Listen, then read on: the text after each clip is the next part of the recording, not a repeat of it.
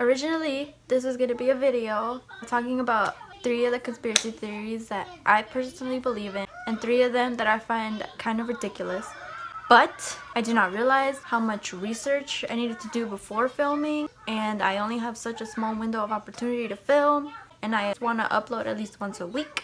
So I'm gonna do this instead.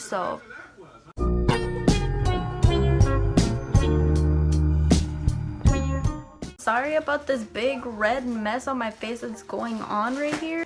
I had like an allergic reaction to my makeup wipes because I did put on makeup on Saturday. Right after I wiped my face off with the wipes, this happened. So I don't know.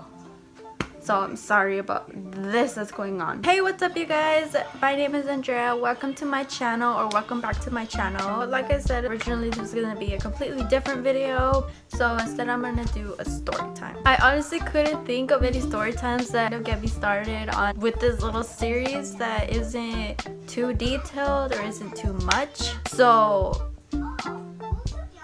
I'm sorry about it. Now, judging by the title, you're probably gonna think that this is clickbait, but in fact, yes, factual. I did end up spending a week in a mental hospital. I guess I'm gonna start off by kind of explaining how I ended up in a mental hospital. So a little bit of background. At the time I was dealing with depression. I mean, I still am, but at the time I was dealing with depression and anxiety, and a friend of mine had passed away, and it was really hard on me. To kind of cope with that, I started doing drugs, and in that specific day I did a lot of just stuff I wasn't supposed to be doing, and it ended up me having an episode during school. Meaning my friends were with me. My friends at the time, they were looking out for me, but pretty sure they thought I was a little bit crazy because we were at lunch and we were in front of this little area where we had in our school where you could just sit down. We were just there, we were talking, and I started kind of, I started hallucinating. I started feeling a little bit crazy, and I started seeing my friend. Just kind of jumping around everywhere around. Started running around after him, kind of being like a little crazy psycho. And my friends were after me, just kind of chasing me, being like, what the hell are you talking about? What are you looking at? Eventually, one of my friends, let's call her Ashley. My friend Ashley, she had like a Starbucks, the glass ones, and I think she dropped it or she broke it. And I tried to grab a piece of glass. I tried to cut myself really badly. And at that point, I guess they had enough of my craziness.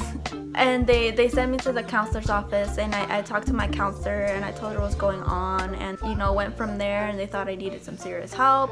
So I ended up having to stay in school until 8 o'clock in the night, waiting for an ambulance to take me to a mental hospital. And during this time when I was talking to her, she called up my parents, she called up my family. The time that this happened, I was in 7th grade. On this day, it's 8 o'clock now, and we're just waiting for the ambulance. We're just waiting to see what's happening next. And then the ambulance comes to take me. They strap me into, I think it's called the stretcher. And they literally strapped me in. Like, they put the straps around right here. They put it around my ankles and around my thighs and all over my legs, so I wouldn't be able to move. I was really nervous. I was really scared about what the hell I was going to be seeing or, kind of experiencing. We get to the hospital, and right away I felt kind of weird because they had to take my picture, but the way they took my picture was very odd. They were right here, the person and the camera was in my face, like right here. We end up entering the actual hospital. Then we get in there, and then they take my information. They take all of the stuff that they thought I could use to harm myself. Any straps on me, any shoelaces, any strings on my sweater or on my shirt. They took all of that. They take me to my room. I was roomed with one girl because we are roomed with roommates and stuff. We don't have our own room unless there isn't someone in the bed next to you. Me and her kind of hit it off right away. We were just talking for a couple minutes while I got there because she was already there. And then they told us, okay, lights off. We had a curfew and stuff. We couldn't do anything except go to the bathroom during the night. Kind of weird, but whatever. I go to sleep after. I was a little bit scared about being there, not being able to see anyone. So then the next morning comes, and it gets scheduled. Very timely things. First, it was hygiene and stuff, so I had to clean myself. I had to go to the bathroom. I had to brush my teeth, shower, whatever I needed to do. I had to make my bed. I had to leave everything nice and neat. I had to make myself clean. And I did all that, and then after I went to breakfast, and they gave me like a little sheet of paper to tell them my interests or what I like to eat or what do I want for the day. And it was like that every single day. I filled that out and they brought me my stuff. It was okay. I mean, I wouldn't say I hated it, but I wouldn't exactly eat it on a daily basis. After breakfast, we had like this support group thing where we were all there, and I got to know some of the other people that were there. I wouldn't say it really helped me, but I guess somewhat, and it was every day that we had to do that. After that, I think we went to go play outside or something. All of us as a group, it was like 10 of us, 10 or 12 of us. We went outside, and what I didn't like about it is that we had to. What I did not like about it is that I would tell them multiple times that I do not enjoy doing this, can I just do something else? And they would be like, no. I just got the impression that if I don't do what they say, I'm not going to be able to get out anytime soon. That was a big problem. I was supposed to be there so they can help me, not to restrain me even more than I already was before I was in there. And after we had lunch, I'm not going to lie, the food there was awful, but I had to eat it in order for me to leave anytime soon. I forcefully had to listen to them in order for me to go home, and I wanted to go home after a few days, because I ended up having some problems with these girls that for some reason had a problem with me. I didn't know what it was. There was this one girl, she was I don't know how to explain it, but she just had a huge problem with me, and she would just always look at me very strangely. Even in there, I had a lot of drama, and I don't understand how it came about. These girls just didn't like me. It gave me a look like she wanted to kill me, like she was about to kill me or something. 3 or 4 days now of me being there, and I ended up getting transferred into this room with these 3 other girls who ended up becoming like my best friends. We traded our social media and stuff, which we weren't allowed to do also. We were restricted so much. I'll get into that like in the end of the video, what we weren't allowed to do, which was just ridiculous, or I'll be saying it throughout. Now I'm gonna get into this one traumatic night from there that still scares the living crap out of me just even thinking about it. The only way I could describe this moment was traumatic. All of us were sleeping, all of the girls and me. We were about to go to sleep, and we were just talking, we were just kind of laughing, having a good time, trying to be quiet because the nurses and stuff outside our room, they didn't want to talk and they wanted us to sleep. They were very, very strict, guys. Keep that in mind. On the other side of us, it was like actual mental patients that were in the hospital, meaning like they were actually mentally ill. They weren't in the right state of mind. Literally on the other side of us, on the other side of the wall. The wall right here, no, the wall was right here. We were right here. They were right there. I did not know that, and it freaked me out when this happened. Yeah, we were just there having a good time, and all of a sudden we hear a bang on the wall, and we were like, what the hell was that? Kind of let it go. We were just like, okay, whatever, maybe it's just, maybe they bumped into the wall or something. Okay, a few minutes go on and it happens again, and we're like, what the hell is that? At this point we start freaking out a little bit, but we were still in our beds, and we were just like, okay, maybe it's fine, but we were still kind of freaking out. It happens again, but this time the wall moved a little bit. Maybe that won't make sense, but whoever hit the wall, it looked like it was about to break. This is the wall, and it went like that.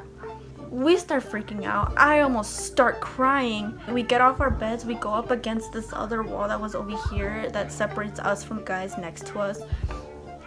And oh my god, one of us went outside and told them, and we were like, someone's banging on our wall and freaking us out. Please go check it out. Check whatever the hell that was. The wall is moving. It looks like it's gonna break. What they told us was, oh, we already checked. They're handling it. It's fine. And we're like, what? It's not fine. They're still doing it. While we were telling them, they were still doing it. And certain nights we would hear certain people that were on the other side of the wall, we would hear them screaming. I'm not kidding. We would hear them screaming, and we were like, what the hell is screaming? I feel like they handled it terribly because it kept happening throughout the night, and we would go and tell them. We were too scared to go to sleep. I was too scared to go to sleep. I didn't sleep at all that night. We would go and tell them, it's still happening, go check what the hell they're doing. And they're like, we already checked, go to sleep. I start crying because I'm freaked out. I was just crying about it. It was just... And the next morning comes, and we're just talking about it right in front of the nurses' faces and stuff, and we're just... how they handled it. Because I don't think they handled it. The next morning comes, we're just talking about it, and I don't know, that next morning I felt so awful and I didn't want to be there anymore and I just wanted to go home. I didn't want to be there anymore. I was traumatized at this point. I didn't know what the hell to do. None of the nurses were actually helping. None of them actually really cared, except for this one that would sneak us in snacks and stuff after we're not supposed to have some. I just wanted to leave, but I couldn't yet. After they start checking us for lice, for some reason they target me the most. I didn't have any, but they put the shampoo in my hair anyway, and I was embarrassed in front of everybody. When I mean embarrassed, I mean embarrassed. Okay, they were in the cafeteria. I was in front of the office. Just them combing my hair and putting it in a ponytail. I was so embarrassed. They were like walking by to their rooms and I was like, hey guys, hey, don't look at me, go away. I don't even know how to put it into words how awful it was to be embarrassed like that in front of my new friends that I had made, and already in front of girls that were making fun of me. After this girl shows up, and with her situation, I'm not sure what happened to her, but she was very, very, very ill and very not in the right mind. And no, I'm not gonna make fun of her. I'm not gonna say anything disrespectful, because the state of mind she was in was very heartbreaking, very scary to the rest of us, because there were certain moments where she would start screaming if she was getting murdered or someone was trying to touch her inappropriately. And there were certain times where she would be screaming like in Spanish, like, get off of me, stop raping me, get off of me, I don't want you on me, I don't want this and that. And it was the worst thing, and she was a little bit scary. Did tend to lash out at us sometimes and kind of try to fight certain people, but regardless, I didn't say anything bad about her, and I didn't want to. I don't want to make fun of her, because the way her mind was, her mentality is just, it's the worst thing. I don't really know what to say much about it. It's just the way she was really broke my heart, and the way she was acting with all of us was really heartbreaking, because it seemed like she had gone through a lot of stuff. She had gone through maybe certain like sexual harassment or certain in somewhere in that area, because it did very much seem like she was very traumatized and she was separate from the rest of us. She acted like a child at times. She would kind of act like my 2-year-old sister, kind of grabbing her hands and kind of dancing around, and it broke my heart because I felt like this girl, her innocence was taken away, and I didn't know her story. I felt like it was kind of inappropriate to ask her about it, but then again, also she wasn't really talkative, but I didn't want to disrespect her like that. But it was very heartbreaking, her state of mind. I'm not gonna go more into it because I feel like maybe that's just enough. Going back to my experience and stuff, the things that we weren't allowed to do were honestly very, very, very stupid. First of all, we were not allowed to give each other's information out, which I thought was really stupid. Why? Because these girls that I met had been the realest friends that I've had for a while, and I wanted to keep in contact with them, but I couldn't because they didn't allow it. We did it anyway, but we weren't allowed to. That's one thing. Another thing is that the guys and girls had to be arm's length of each other. We can't be touching, we can't be hugging, we can't be doing anything, which I thought was just ridiculous. And then, like I said, we had a very strict schedule, and I didn't like that. I was already restricted enough at home. I felt like I was just home with less freedom than I already did, and we were forced to do everything, or else there was no guarantee of us going home anytime soon. Meaning, if we didn't finish our meals, if we didn't even touch it, or we didn't even finish the things that we were supposed to eat, there was like a farther chance of us going home. Meaning, instead of going home in a week because you didn't eat, you're not leaving for another 2 weeks. You're not allowed to share certain things with other people, which this pissed me off so much, because one of my friends, she ended up like winning this contest or something for like this writing essay we had to do, and she won Panda Express. Yeah, she won Chinese food, and she wasn't allowed to share with any of us, and she got really mad about it and annoyed, and they told her that if she did, that they wouldn't let her go home anytime soon. And I was like, what? It was so awful. And I remember the day when I was going home, it was the best thing ever. And what really pissed me off about me leaving is that one of the nurses that just had like something out for me, or just did not like me, he was like, we'll be seeing you soon, or I'll see you when you come back. Oh, I was so mad. You could just see the anger in my face when he said that. I was like, I'm not coming back. Okay, so he kind of chuckled. He was like, okay. and I left and I was like, I'm not coming back here. So I think that's what angered me the most, is that this stupid staff didn't do anything to really help us. They just restricted us even more. They feel more awful about ourselves, and it was just the worst thing. You guys, there you go.